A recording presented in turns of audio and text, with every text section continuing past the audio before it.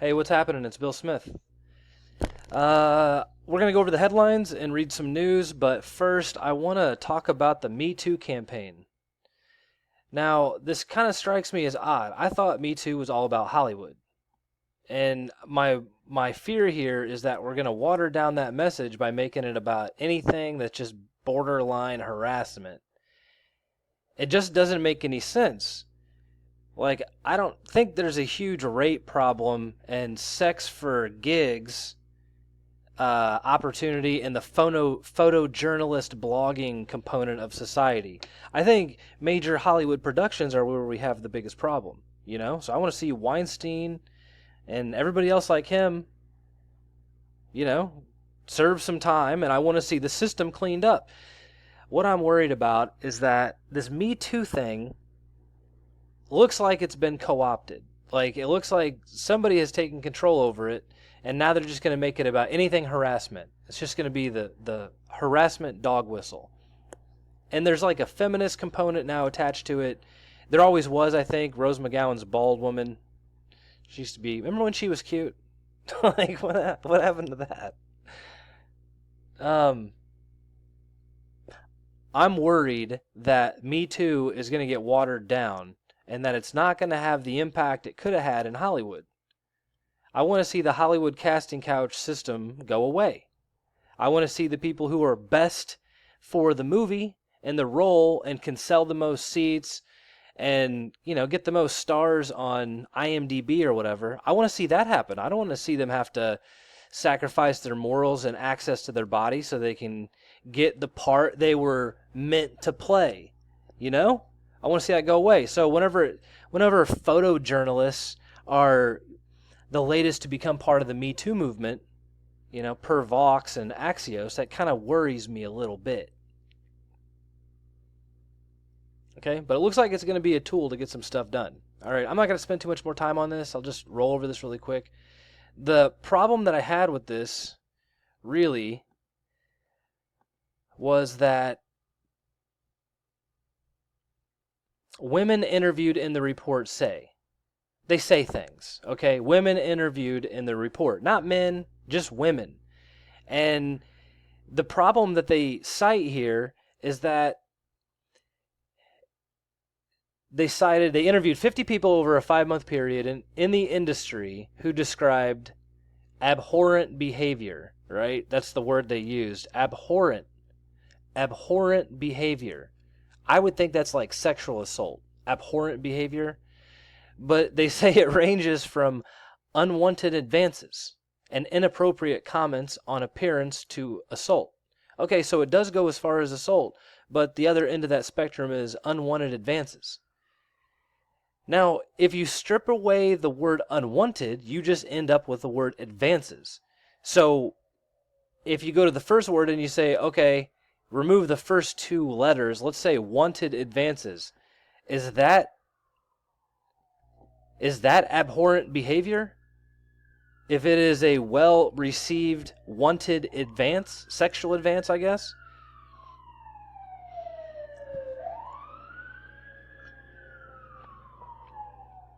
Okay, the place where I'm coming from is I've lived in places like Seattle. All right? Now in Seattle, all the women complain they can't find a good man. So I'm just saying this is going to be a problem if we water down the Me Too campaign, right? And it's going to create a dating problem, I think, for just people in general. It is going to like throw cold water on the place where a lot of people meet their partners, right? Okay, so women interviewed in the report say, this is the funny part. This is what women say. Okay, they didn't interview men. These are just women quotes. Many women in the industry say the behavior is so common, they have long considered it simply one of the realities of working as a woman in the profession. Abuse is so prominent that women in the industry use, quote, whisper networks to warn each other about harassers. Women of color are more likely to be harassed because they're less likely to be included in those whisper networks and have more to lose. I don't see how you'd have more to lose if you were a woman of color. How does that matter? I mean, isn't it your job? You lose your job. That's equal across colors. Here's another quote. The field has historically had a male-dominated culture that, quote, glorifies macho, hyper-masculine behavior. Only 15% of working photojournalists are women, reports Time. See, and I think that's the whole problem. That might be what the whole conversation is centered around, is driving men out and bringing women in. And this is just the vehicle that they're using, that they've chosen to use. It's a feminist campaign now. Me Too has gone full feminist. I support women, man. I support women. If you are a woman who knows how to take a great picture, you better be in the photo industry. Okay, you better be out there taking pictures. And you have my support finding the best job at the same pay as every other man, and you have the right to not feel, unsafe. I support you in all of that. But if it is just that 15% of the photojournalist industry is women and we need to get that to 50-50, then no. I don't support that at all. Okay? Meritocracy. That's what I support. I don't see why we don't have to make everything 50-50, all right? No, women aren't trying to make the concrete industry 50-50. Okay? They're not out swinging sledgehammers on a 50-50 basis and digging ditches and, like catching crabs off the coast of Alaska, bringing in crab traps and stuff like that. Working on power poles. They're not striving to reach 50-50 in that. So let's not get it twisted here, okay? We shouldn't be discriminating on anything. So if they're going after these guys because they're men and they got a way to push them out and bring a woman in, I don't support that at all. I also don't support watering down the Me Too campaign and saying anything harassment is Me Too. It's not. Me Too is Hollywood harassment. Me Too equals the Hollywood casting couch. You get that? Let's make sure that we don't have to visit that again. Me Too equals the Hollywood casting couch. That's a synonym. It's the same thing. It's not harassment in the photojournalist industry, which consists only of 15% women. So let's make it 50-50. Whatever. Okay, moving on. Headlines. All caps war. So Trump sent a tweet. Let's go look at it. There it is. To Iranian President Rouhani. All caps. Never ever threaten the United States again, or you will suffer consequences the likes of which few throughout history have ever suffered before.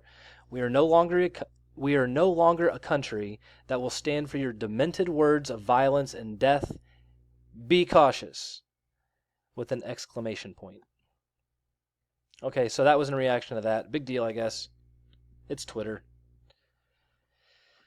Okay, we all know what kind of trouble Bill Smith gets into on Twitter. Okay, here's the other headline. This was read at the top of the page. It's kind of big news for the rest of us. This is breaking as of like a half hour ago. Trump weighs revoking the security clearances for Comey and Brennan, along with a list of others, I believe. This is on Bloomberg News, July 23rd, 2018, 11:52 a.m. Pacific Time. So President Donald Trump is considering revoking the security clearances of former FBI Director James Comey, former CIA Director John Brennan, and other former Obama administration national security officials who have criticized him, Bloomberg News reports. The president is exploring the mechanism to remove their access to classified information because of criticism the officials have leveled against his conduct of relations with Russia, said White House Press Secretary Sarah Sanders. So this is official. If I was a better journalist, I would go show you that video, but I'm a little lazy right now, Written word. So you got to take it on Bloomberg's name, I guess, that's what Sarah said. They've politicized and in some cases monetized their public services and security clearances, making baseless accusations of improper contact with Russia or being influenced by Russia against the president is extremely inappropriate. Says it's developing. So that's it. Just a quick little post. Let me go find the real deal for you. Hang on. Okay, this is actually fantastic. Watch this. I'm the only person to view this video. This channel has 777 subscribers. All right, it's called Subject Politics. Maybe you can come over here and subscribe if you want to check out what they got. I don't know anything about this channel.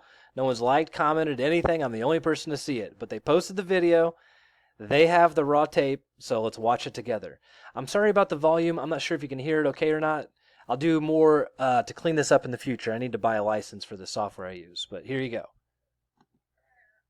John. Sarah.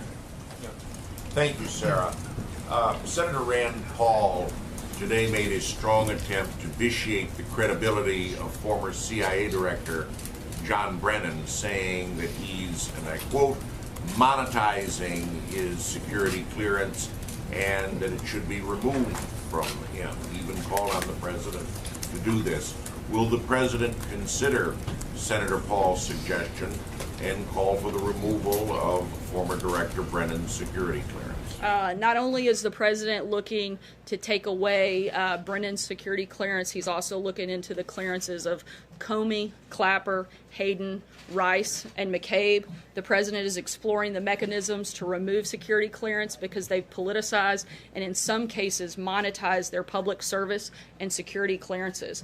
Making baseless accusations of improper contact with Russia or being influenced by Russia against the president is extremely inappropriate, and the fact that people with security clearances are making these baseless charges provides inappropriate legitimacy to accusations with zero evidence. Okay, so what you just watched, I'm not sure what the terminology is called. I'm going to call it a hook and ladder. All right, that was a journalistic question setup. So the White House told that guy to ask that specific question that he just asked, and Sarah Sanders called on him so that she could give that statement in response. That was just a PR move. I don't know what else to make of it, but they really, really wanted to tell people they were going to revoke those security clearances. It was a full list of people, though, too. I don't know if you heard who it was. Hang on a second. All right, so there's a who's list. They're trying to get security clearances revoked for all the leaders of all the top national agencies under Obama. You got John Brennan, James Comey, James Clapper, that guy named Hayden from the CIA, Susan Rice, who was the NSA liaison. She's also pushing child porn on Netflix now, and Andy McCabe, former head of the FBI. Who's list, man. Like I said, this is big news. I'm out of time, though. Till next time, this is Bill Smith. Thanks for watching.